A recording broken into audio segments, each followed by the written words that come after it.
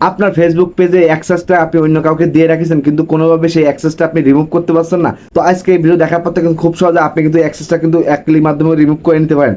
তো বন্ধুরা, আপনি যদি কাউকে অ্যাক্সেস দিয়ে রাখেন আর আপনি যদি সেটা না রিমুভ করেন, তাহলে কিন্তু 100% আপনি যখন তখন কিন্তু বিপদের সম্মুখীন হতে পারেন। তো বন্ধুরা, চলুন খুব সহজ দেখিয়ে দিচ্ছি এরকম ইনফরমেটিভ ভিডিও পেতে আমাদের পেজটা ফলো করে সাথে থাকবেন, যা আপনার অনেক কাজ দেবে। শুরুতে আপনি আপনার ফেসবুক অফিসিয়াল অ্যাপের ভিতরে সরাসরি চলে আসবেন। ফেসবুক অফিসিয়াল অ্যাপের ভিতরে চলে আসার পর এখানে উপরে দেখতে পাচ্ছেন যে থ্রি ডট লাইনের অপশন পেয়ে যাবেন, এটা জাস্ট ক্লিক করে দেবেন। তারপর সরাসরি এখান থেকে উপরে সেটিংসে ক্লিক করে দেবেন। তারপর এখানে দেখতে পাচ্ছেন যে পেজ সেটিংস নামে একটা অপশন পেয়ে, এটা জাস্ট ক্লিক করে দেবেন।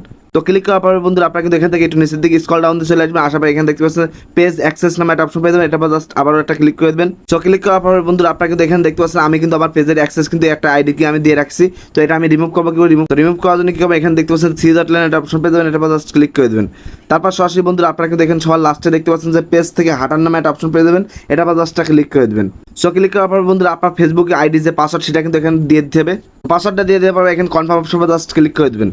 সো ক্লিক করার সাথে দেখতে পাচ্ছি অটোমেটিকলি কিন্তু আমাদের কিন্তু পেজেস থেকে অ্যাক্সেস কিন্তু সেটা আমরা রিমুভ করে ফেলাইছি। এভাবে কিন্তু খুব সহজে আপনিও কিন্তু যে কোনো পেজের অ্যাক্সেস কিন্তু রিমুভ করে নিতে পারেন।